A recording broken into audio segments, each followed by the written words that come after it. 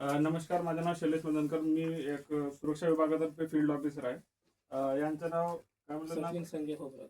संजय सचिन संजय सचिन संजय खोब्रागडे, राहणार बाळापूर तडोदी, तालुका नागपूर, जिल्हा चंद्रपूर. यांच्या घरामध्ये काल रात्र किती वाजता सर?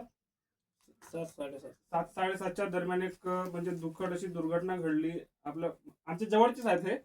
त्यांच्यासोबत दुर्घटना घडली की त्यांचा हंडा वगैरे लिकेज होता किंवा एक्सपायर वगैरे झाले असेल कदाचित, पण त्याचे ते लक्षात आलं नाही.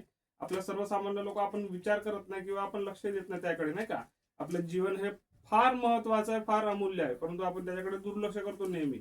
आमचं काम असते ऍज अ फील्ड ऑफिसर, आम्ही घर सुरक्षित करतो लोकांच्या, परंतु लोक आमच्याकडे दुर्लक्ष करतात. आमची 20 मिनिटाची माहिती ऐकून ते 20 सेकंदामध्ये नकारतात आम्हाला, नाही का? नंतर या प्रकारच्या दुर्घटना समाजात कितीतरी घडतात आपल्या सभोवताली आजपर्यंत, परंतु आपण त्याच्याकडे त्या काळजीपूर्वक पाहत नाही.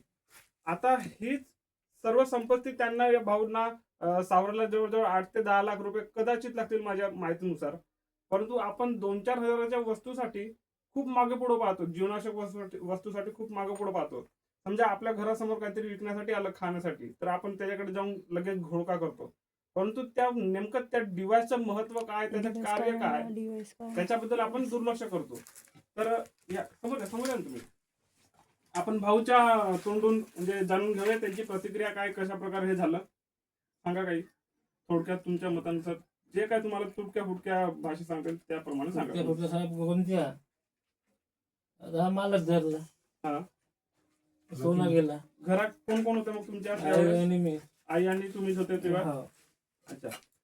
सुदैवाची ही बाब अशी की यांच्या घरामध्ये झालेले हे नुकसान हे आर्थिक दृष्ट्या होते, परंतु जीवितहानी नाही झाली. त्याच्यामुळे तेवढे तरी ते बचावले. परंतु त्यांच्या दुःखाचा पारंबा खूप मोठा आहे.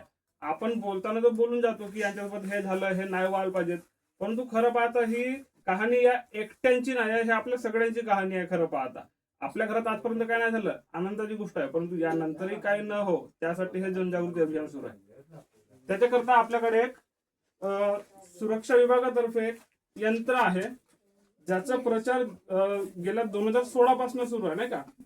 पूर्ण महाराष्ट्रभरात समजा किंवा देशभरात समजा पूर्ण.